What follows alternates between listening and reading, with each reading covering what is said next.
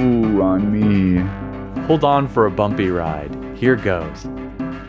Welcome to the Hackaday podcast. My name's Mike Szczys. I'm editor-in-chief of Hackaday. Hey, I'm Elliot Williams. I'm managing editor of Hackaday. This is episode 126. Today we're talking about a cable 3D scanner, Tesla charger robot, ultrasonic anemometer, and a zoetrope.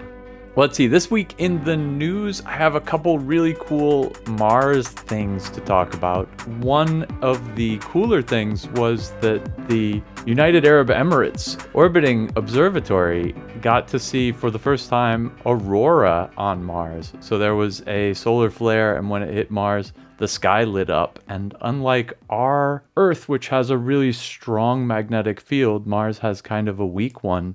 And so when they get auroras, they don't get them at the North Pole like we do. They get them everywhere. And so there's some really cool photos of just glowing up all around the Martian atmosphere. If I know my space scientists, they're going to figure out like 16 different ways to turn this into a science experiment to learn stuff about the Martian atmosphere. But I don't know anything about it yet. I think there's other not exactly space news as well, which sounds like the wealthiest of people are going almost into space.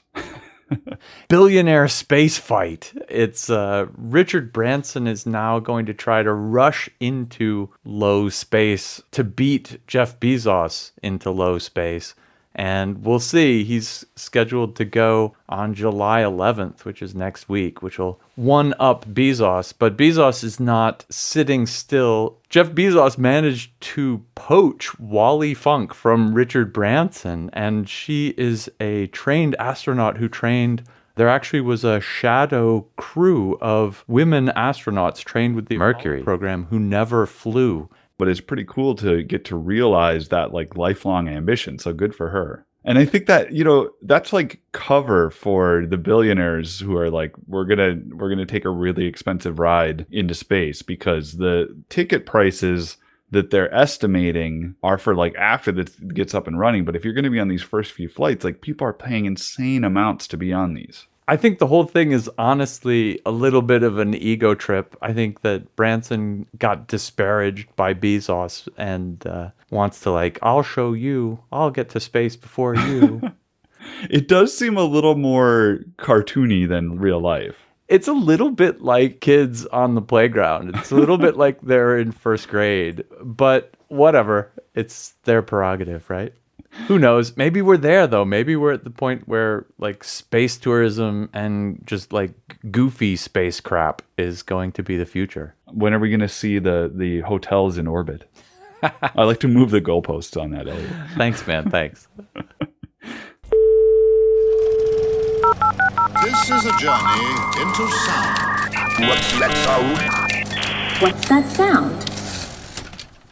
Last week we had the sound for What's That Sound, and this week we look through all of your answers and pick out the winners and roll the magic Hackaday dice to decide who among the correct answers gets the t-shirt. And this week, it's particularly easy because there was one correct answer, and I can hardly believe it. So I've got I'd like to say there were two correct answers.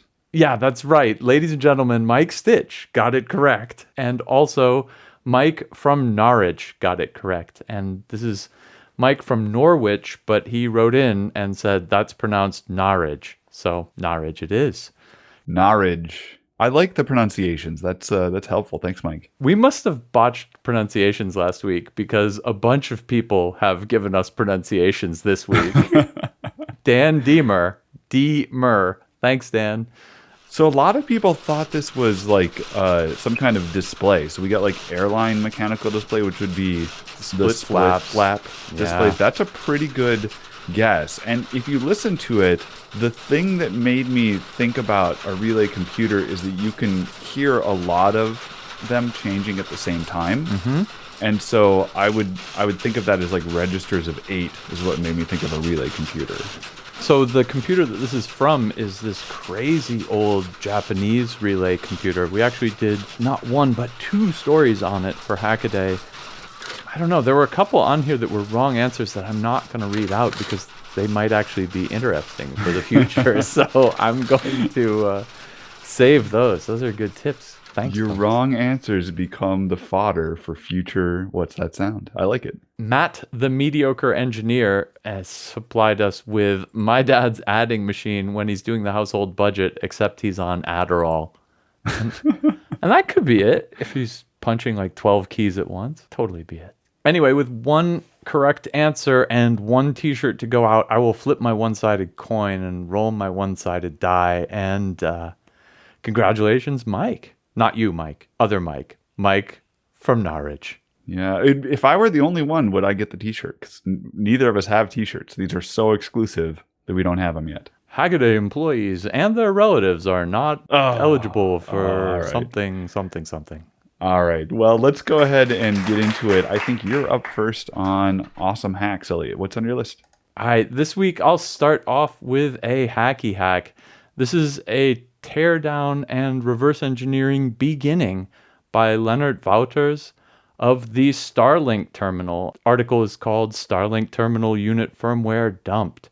So what university is he with? U-Boot? Is that University of Boot? It is, yes. He's from University of Boot. This is work coming out of the University of Leuven and progresses, strangely enough, just like any other Linux machine hack. It turns out when you find the serial pins on this thing and fire it up, it comes up in U-Boot.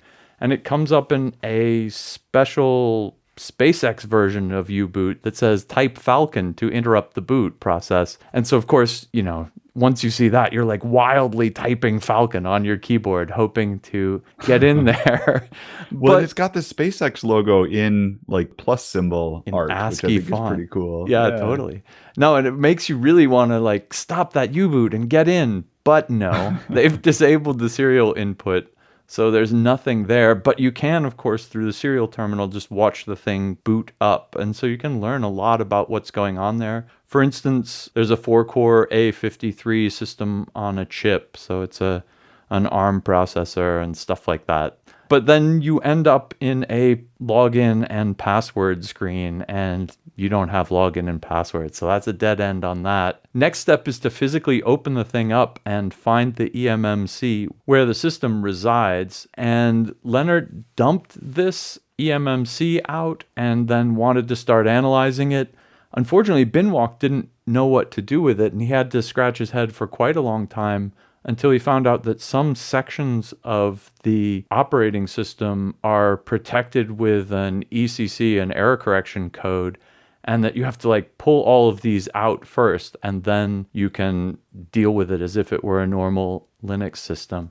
There's a ton of interesting things that Leonard learns from working on the system, including there's a row of 5 resistors that are moved into different positions that denote what board revision it is, and you can read that out of the software.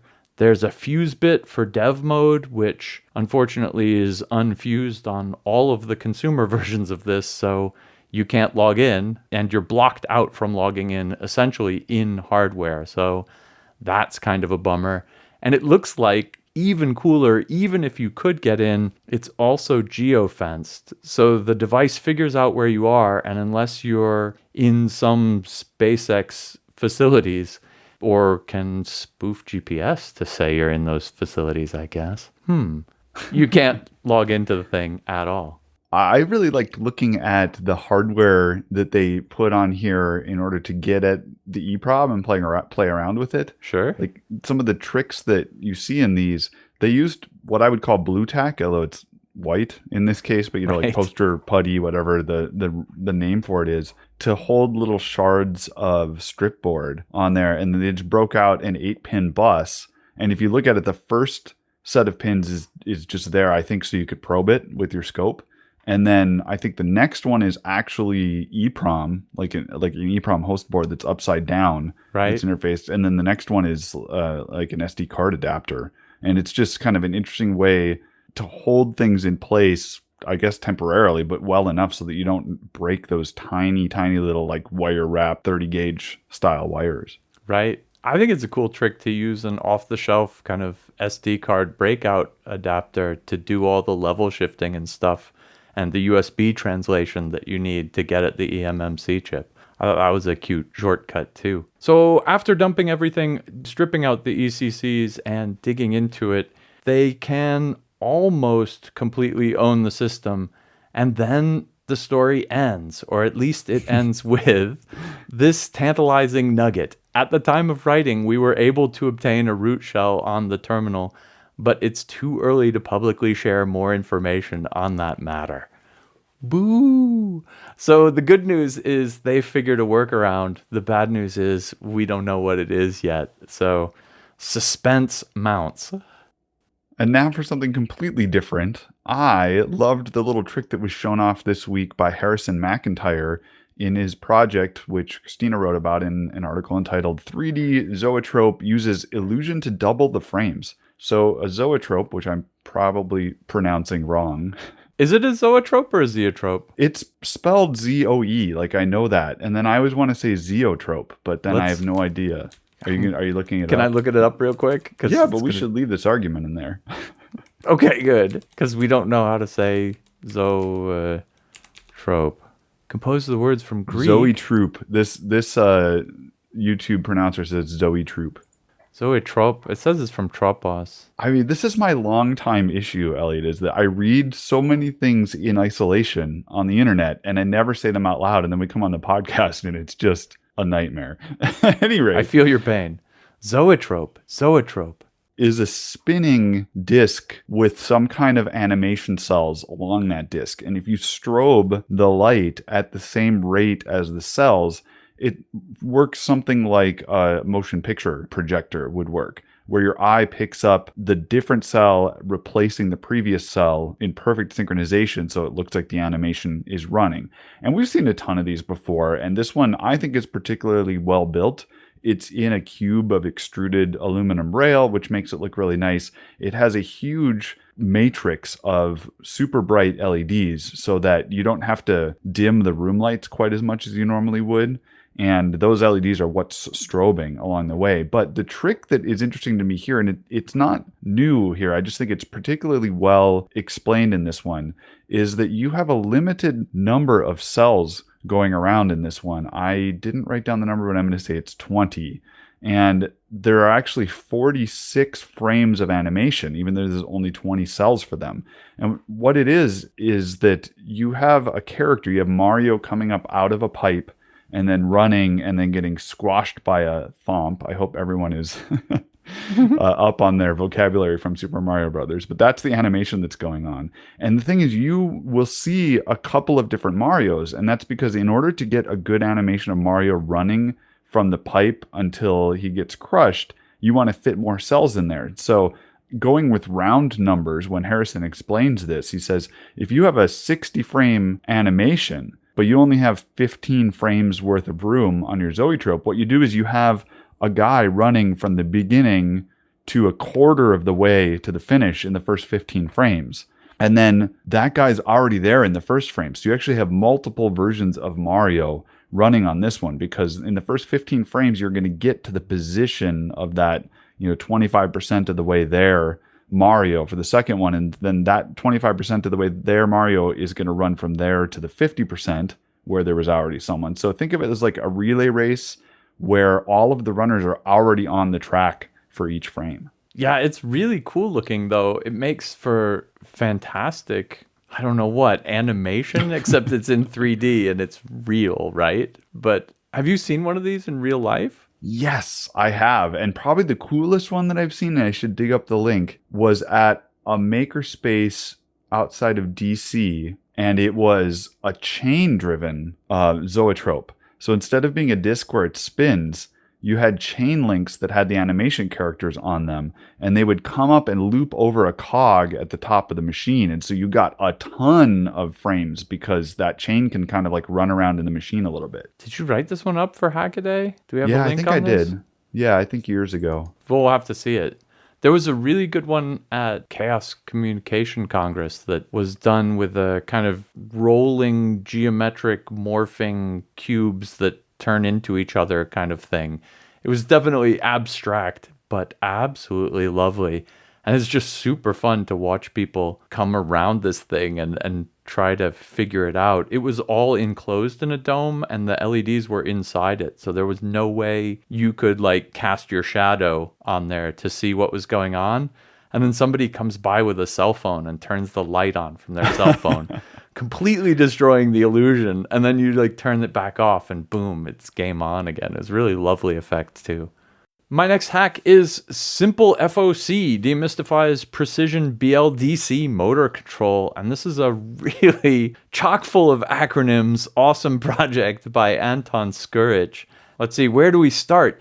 BLDC are brushless DC motors, and these are the things that like turn propellers in RC planes or boats or whatever, or the wheels on RC cars. They're known for going fast, but not being particularly accurate. If, on the other hand, you want to build a robot, you're maybe thinking of something that goes a little bit more slowly, you need controllable position, and maybe even controllable torque. And that's what you get out of FOC, field-oriented control motor driving models. I think of these as kind of an evolution in complexity of motors for, doing cool hacker projects with. Maybe on one end, you start off with the primitive DC motor that just goes as fast as the voltage you put on it. And then you kind of can step up to the stepper motor, which goes one step at a time. So you have a little bit of speed control, but then also a little bit of position control. That is, you can go in between like each step. And if you do micro stepping, you can get a lot of precision actually out of a stepper motor. The next step up is kind of a closed loop thing like a servo motor where you have a potentiometer on it that tells you where the motor's pointing. And what this gets you is a motor that you can say, not just take 6 steps forward, but point at 30 degrees, and it'll do that. And servo motors get you most of the way to what you want with a robot, except you might also want to be able to say, go to 15 degrees at this rate, or if it's something that has to walk or lift weight, you say, with this force. And this is what you get out of FOC motor control. Let's see, you get a servo by adding a position encoder, and you get the ability to do FOC by adding both a current sensor, so you can tell how much work the motor's doing, and a position sensor, like in a servo. And so this is kind of the most complicated level of motor control, and that's what's particularly awesome about this project, is that it has an Arduino library that's ported to a whole bunch of different microcontrollers that can kind of do the dirty work for you.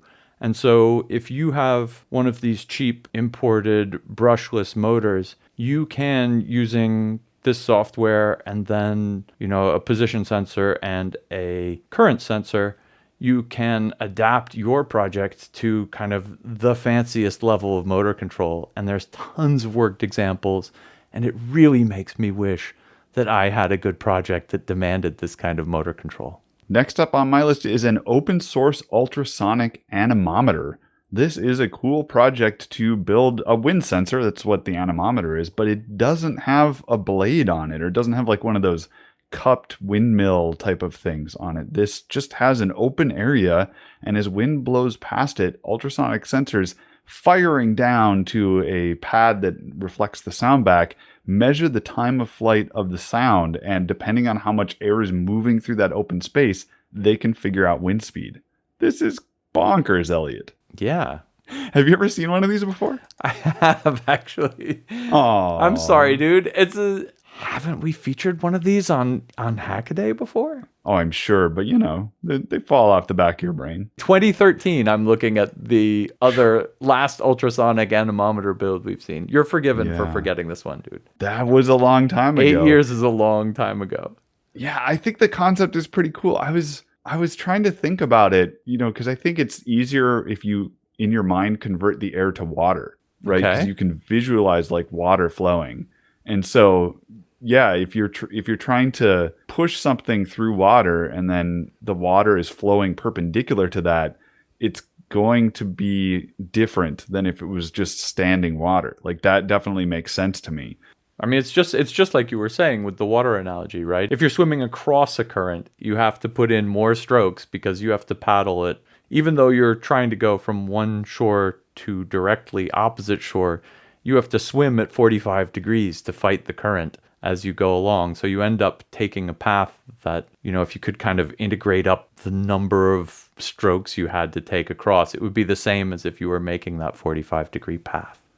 There's got to be an acoustician who's just yelling at the podcast right now. Yeah.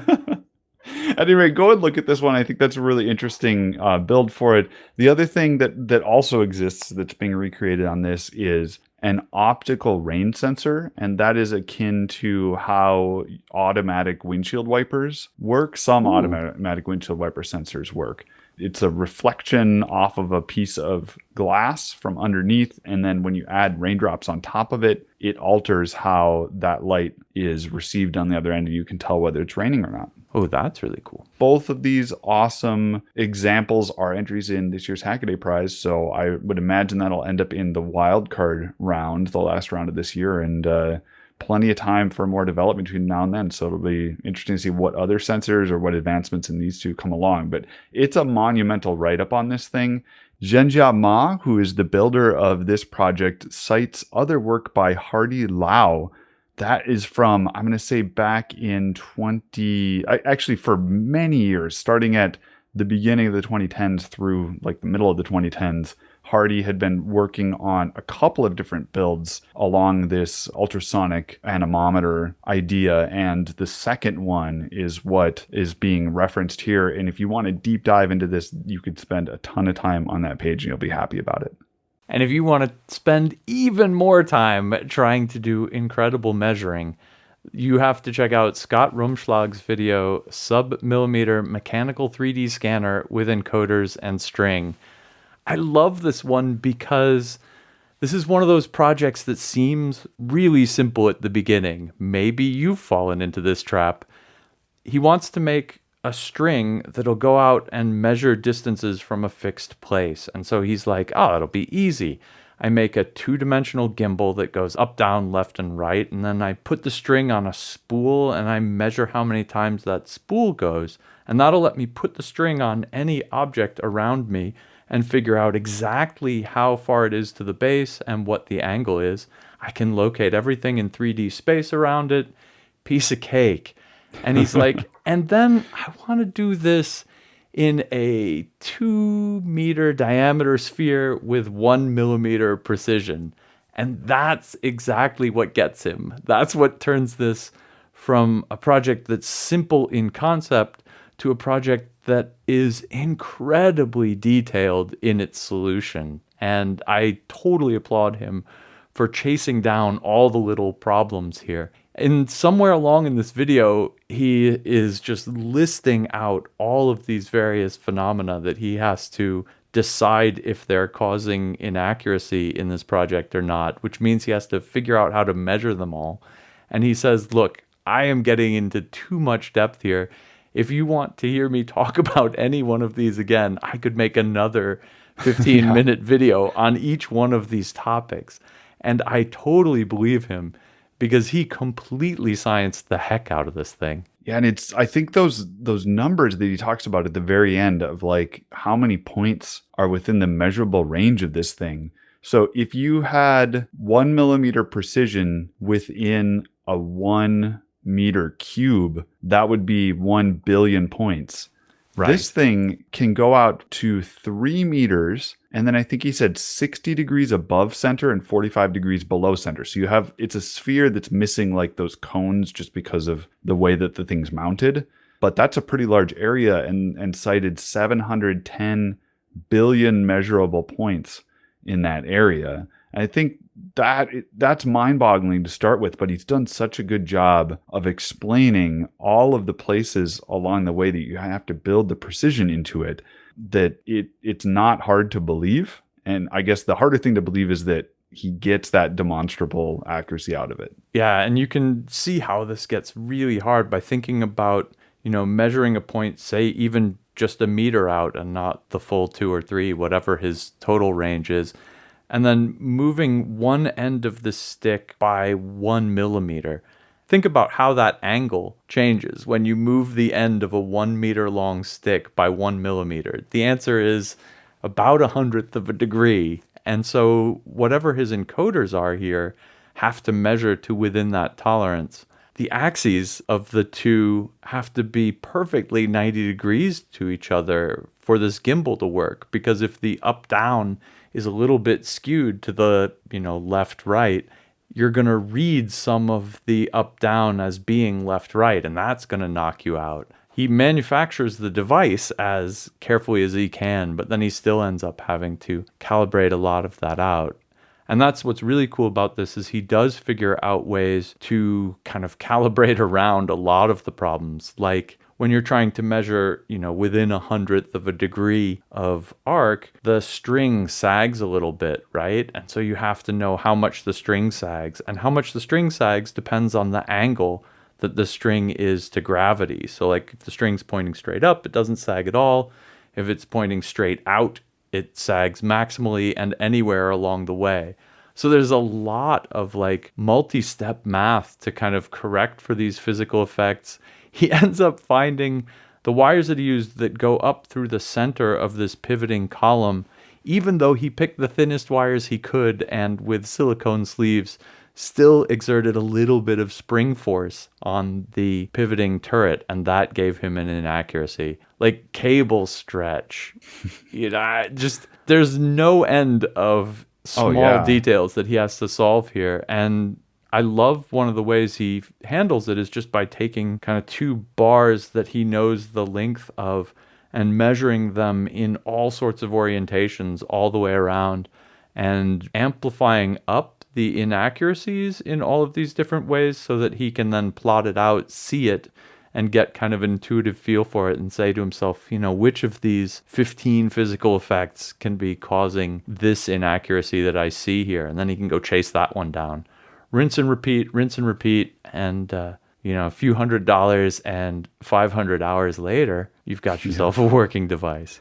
So that wire is really brilliant. I mean, because if you think about it, it's kind of like a tape measure, and he actually used the spring from a tape measure to wind the thing back up. But I mean, you grab the piece of wire and you pull it out, and it extends with minimal exertion out to where you need to measure, and then you put the stylus right on that point, and you click a button, and it takes the measurement, and then the wire goes back in.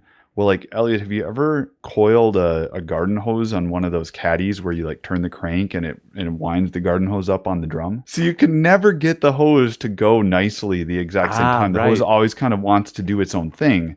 And so like one of the problems that he had here is that wire has to coil on the drum exactly the same way every single time, because if you have that wire go like on top of the wire before it, then the distance, the length of that wire has just had inaccuracy introduced into it. And then you also have to have really, really accurate respooling, because if it's not spooled at the same tension that it was before, then the encoder that is measuring, I guess it's not measuring on the drum, so maybe it doesn't have to be the same tension. There's actually a really interesting loop that goes over a wheel as it comes off of the drum, and it turns that wheel as the encoder. But it just brilliant along the way. I think he says that he could build one of these for around $400, except for he says he put 500 hours into this. So if you think his work is worth $100 an hour, that's a $50,000 machine right there, not including any of the materials. I choose to see it the other way. I see him having received $50,000 worth of pleasure from getting to design and work on this machine. I mean, he did it, right? So he must have enjoyed it along the way. Otherwise, you would have just given up and walked away. Elliot, did you ever go to bed at night and you forgot to plug in your cell phone, and then you were going somewhere the next day and you get up and it's not charged? I've never woken up in the morning and found my cell phone charged. I don't know who you are. Well, at any rate, on my way to the airport with 10% left on my phone can make for a really unhappy trip. But that's just a phone, right? You could always carry a backup battery. What if it's your car and you needed to go somewhere and you forgot to charge your car? Oops. Well, don't worry. Pat Larson has the answer for you. Pat Larson has built a robot into his garage that automatically plugs in the charger to his Tesla. This is a robot that has linear rails along the side of the garage, so it can move like towards the back of the garage or towards the garage door. And then it has a 4-bar linkage that will swing out, and on that linkage is mounted the Tesla charger. This thing uses a combination of an ultrasonic rangefinder to find the range between the swing arm and the side of the car, and then a camera that is running computer vision that locks in on the reflector on the outside of the charging port, because this is like along the back lights of the Tesla. And then it uses the online API to tell the car to open the charging port. And under there's actually a illuminated Tesla logo right next to the charging hole, which the camera then again uses computer vision to home in on. And it docks this charger like it's the Dragon crew docking with the International Space Station. It just gave me a real, I don't know, like Kubrick 2001 Space Odyssey vibe. Yeah, it's really funny to watch this thing running. It's made out of kind of like janky bits of aluminum. I'm surprised it works as well as it does, but it seems to hit it every time. And it's got, adjustability in all of the right directions. So it can go up and down and in and out. And once it's got a lock on where it needs to go, it just servos its way in there and boom. Yeah, I mean, it's got to be serious because there's bearings involved. Once you get bearings involved, then you're like, this thing's probably gonna work. Is that the way you tell? Yeah. Yeah. That's good. I think this is an awesome idea. It certainly makes sense for a commercial project. Like, how can you not just buy these off your shelf? He can't be the only person with a plug-in car. Well, especially when they have the valet mode for the car that once it gets to a parking lot, it can drive somewhere. Right. So if you have valet mode, it should be able to drive to a charging port and then have the robot plug it in. And then once you get that, you get, self-awareness and Skynet. I think you need the car to have an arm on it. Like none of this arm is in the garage thing. I think the arm needs to come out of like a little like sliding door by the plug-in port and grab the thing and plug it in for you. And ask the ask car for needs a a tip. harpoon, and the harpoon gets launched towards a large tank of hydrogen. Exactly. And it does a fuel cell thing from the hydrogen once the harpoon enters. Yeah. All right, my first quick hack this week is kind of a absolutely minimalistic take on discarded plastic recycling. There's all of these like precious plastics where they aim at melting it and then re-injection molding it. That's pretty hard and can only be done on a small scale. Instead, Dynalab is looking at just taking your scrap plastic, putting it in a big press, pressing it into flat sheets, and then laser cutting the result. It makes kind of the equivalent of a thin plywood. You can make the kind of things you would make out of thinly laser cut plywood, except here it's reusing plastic. Next up, how to drive smartphone screens over HDMI. This is interesting work in progress by Peng Zhihui. It's to drive those MIPI displays like from cell phones. They're fantastic displays, but how do you interface with them? This is adding an HDMI interface to them. The problem is that all the chips that are designed to do this out there need reverse engineering, and that's what he's working on here, in particular the Longsun LT6911 HDMI to MIPI driver. I think this will be neat if we can end up recycling smartphone screens for our projects. And bringing up the rear, Evan Doorbell's Telephone World. This is a video collection by Evan Doorbell, and he is presenting with a marvelous presentation style the early history of phone phreaking. It's good to get this stuff down for the history books, and it's also a really interesting listen into the past of the proto-hackers. Electro Noobs has an awesome build out for people who want to do reflow at home. It actually reuses the heating element from a clothes iron. Well, I mean, it reuses the whole bottom of it. And in fact, this is a ceramic coated clothes iron, which apparently helps spread out the heat a little bit better. But it's an interesting look into how easy it is to bootstrap something like this at home by adding a thermocouple to the iron and using some PID control to run it through the different profiles that your solder paste wants for your home fabrication process. Next up, USB power banks auto off becomes useful feature in garage door remote.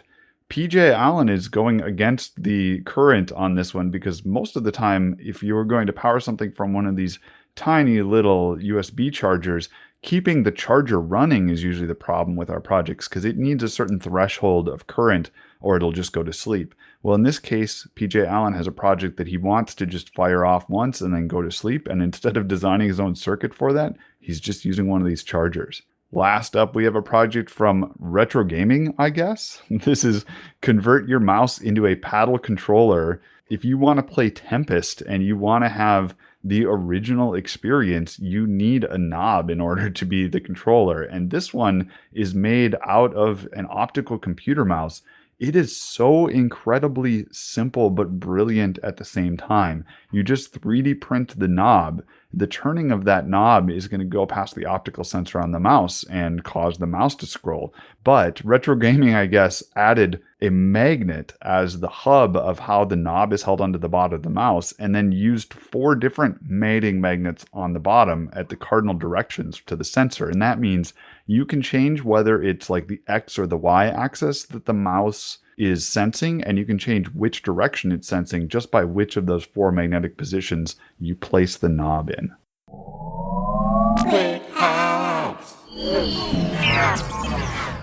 It's time for our Can't Miss Articles of the Week. This is long-form content written by excellent Hackaday writers. Elliot, who's on your list this week? This week, I've got Lewanday's write-up, Could Airships Make a Comeback with New Hybrid Designs? And according to Betteridge's Law of Headlines, the answer to headline questions is always no. I'm not so sure, but I think it's interesting either way, and I'd love to talk about this thing.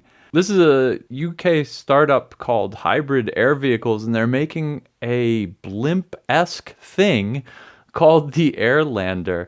And what's blimp-esque about it, it's a blimp, but it's a heavier-than-air blimp, and so it makes up for this heavier-than-airness by also being shaped like a lifting body that is a little bit like an airfoil.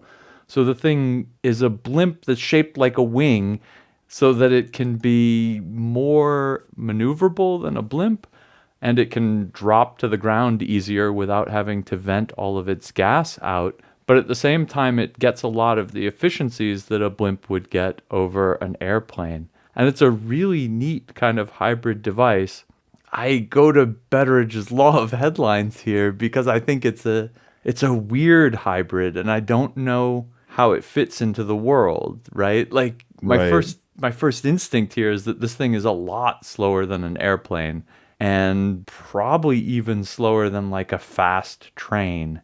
In terms of energy use, I think it's definitely also less energy efficient than a train at the same time. So like slower than a plane, worse than a train, where does this thing fit in, right? And I do think it does have one particular niche, and that is this kind of land travel. So imagine you want to, take a train, cross a channel, and then get back on the train and get to the end of your destination. If you're stuck with a ferry in between, that always eats up a lot of time. And if instead you could just lift off fairly close to point A and land fairly close to point B with this thing, it would be a lot faster than, changing modes in the middle. I kind of like that example, but then as soon as you build a tunnel underneath the English Channel that the Eurostar can run through, well. Yeah, I think practicality aside, there may be other uses. So I think about river cruises in Europe where they have those really long boats that I think you get like a room on. Like there's no reason to not take Eurail, right? Because those are slower and they only go some places. But they're very popular because there's some other value in that. You get to see some stuff. It's a slower point of life. Like I could see these being like a pleasure cruise, but in the air instead of on the ocean. It might take 5 hours instead of 1 hour to get somewhere, but you might really enjoy the 5 hours instead, right? Like if it's a nice day and you get to watch things go by, and maybe if they have a good onboard restaurant, I can see myself there sipping my cognac, watching the countryside slowly float by, or me float by. Yeah, you know what I mean. Some of the technical stuff that came to mind, I had never really thought about one thing before, which is Lewin mentioning that as you progress through the trip and the diesel engines start to eat up the fuel, you would normally need to then vent some of the gas from a blimp so that you don't go floating off into the atmosphere. Same with when you have to land, you need to vent some of the gas in order to reduce your buoyancy. So this doesn't have that problem because it's not positively buoyant, but it uses, like you said, the shape of that wing to rise and fall. As far as it using helium, he does call into question at the end the company's estimates on, how much helium it would take and where it would come from. And I think that's a legitimate concern. But I enjoyed just reading that they developed this thing and that it's a different take on it. And, if we see one someday, great. But I don't know. I'm not going to bank on it. I would definitely take a ride in one. I don't know if you need a whole fleet of 6 million of these things.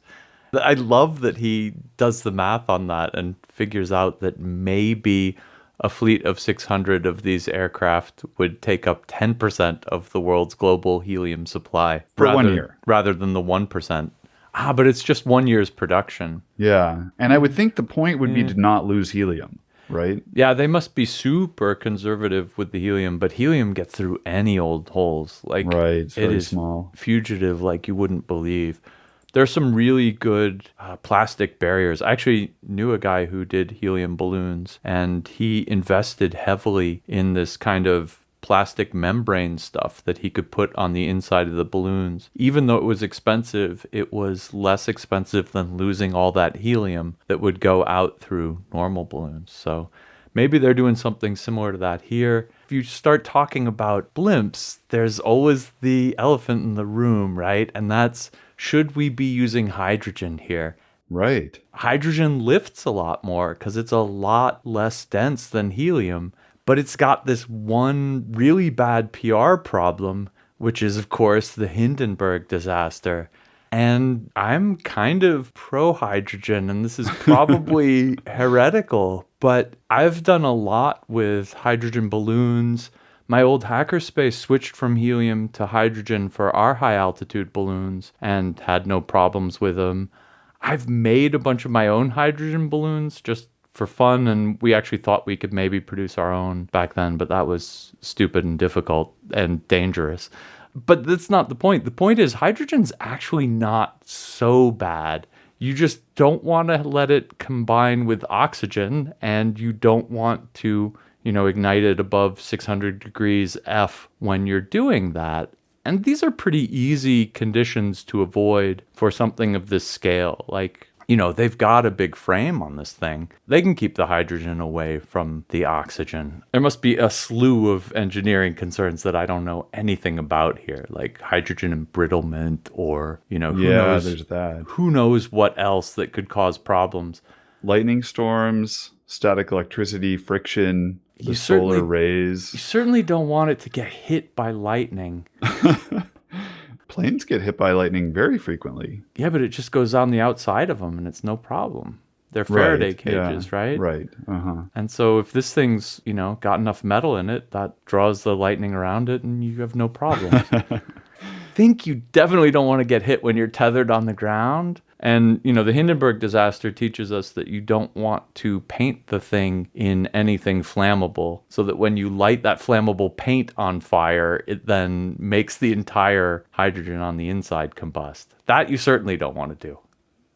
Let's talk about some extra awesome spaceflight news, Elliot. I love seeing the pictures and videos that are coming out of China's Mars lander, which is called the Zhurong. It was launched about a year ago, so I think it was the 23rd of July of 2020. It touched down on the Mars surface May 14th of this year, and just at the end of June, we started to get these awesome videos of the lander, including the descent, so you can see like the view of the lander, of its parachute as it's coming down. It actually lands, it's got a secondary platform that has a rocket on the bottom of it, retro rocket, that it used to slow itself down in order to touch down. And then that rocket platform unfurls a ramp that this thing can roll down. And then, of course, because, we want to see what this looks like, it included a camera unit that it drove, I don't know, 20 meters away and set down the camera and then drove back to the platform and took a selfie of itself, Elliot. I think that's marvelous. I think calling it a selfie is, it's cute, but it's also kind of underestimating the diagnostic usefulness of this if something had gone wrong. Like, if they were having more trouble with the robot, they would really want to be able to see what the heck is going on. And this would have provided them that insight in a way that, just all the onboard telemetry and sensor stuff might not. Yeah, the thing's pretty big. It's a 1.8 meters tall. It's less than 3 meters long or wide, but it's 529 pounds, 240 kilos. It has ground penetrating radar on it that is like 10 times better than what's on Perseverance. It can go, I think it's 100 meters. The ground penetrating radar is going to look for existence of water, and they think that Utopia Planitia is where it landed, might have been the site of a lake or an ocean in the past. It's a nice flat place to land. In addition to that, it's got, atmospheric research, so the barometric pressure and temperature and wind speed. It has a spectrometer on it, so we can do some science that way, and just generally is going to go around and try to learn things that we don't know yet about Mars. The thing I like as a layman from these Mars missions is how strange it is up there. And this one brings up a new one to me. Of course, the air has a completely different density, and so things sound different because they propagate through the air differently. And they also had a microphone on this, and so you can listen to what, creaky robot rolling out noises would sound like on Mars through a significantly thinner atmosphere. Cool stuff. One of the things that Lewin highlights in his article on this rover is that it has an active suspension system. So all 6 of the wheels on this rover, they're able to control independently, which is different from the NASA design, which uses that rocker bogie suspension. And so it might be that if Zhurong gets into a bind and might be stuck, they can, whip up a different regimen of what to do with each of the wheels and get itself unstuck. Kind of an interesting robotic advancement there. Or if they get bored, they can do that like lowrider hopping thing where it goes. Yeah, and it's low gravity, right? So they should be able to get this 500-pound thing off the ground. We'll put an extra video into the show notes on this. There's a great clip at the end of the article that shows the footage and the video that's come out so far. And I hope there's a lot more to follow because it's not a ton yet, but it's a new mission. And they're expected to operate for at least 90 days. So I'm looking forward to seeing what we can get out of that. There's another video that shows renders of what it looks like for Zhurong to land and go down the ramp, because you wouldn't be able to see that before they put that camera down. And it's a pretty neat part of this mission. That's all the time we have for this episode of the Hackaday podcast. As always, we'd love to hear from you. You can leave a comment on the show notes, which you'll find at hackaday.com/podcast. You can email us, editor@hackaday.com. We live and die by the tips that you send us, so if you've done something cool or you see something cool, please tell us about it. tips@hackaday.com. And until next time, keep on hacking. Did you say whoops? I did not say whoops. Did it sound like whoops? Yeah, I suppose. Boy, good luck finding this link from 2015. Da-da-da-da. Ba-da-da-dum-dum. Next up, Plantatia. I can't remember. Utopia Planitia. How are we going to wrap up out of this? I don't know. I'm just going to say and a Zoetrope.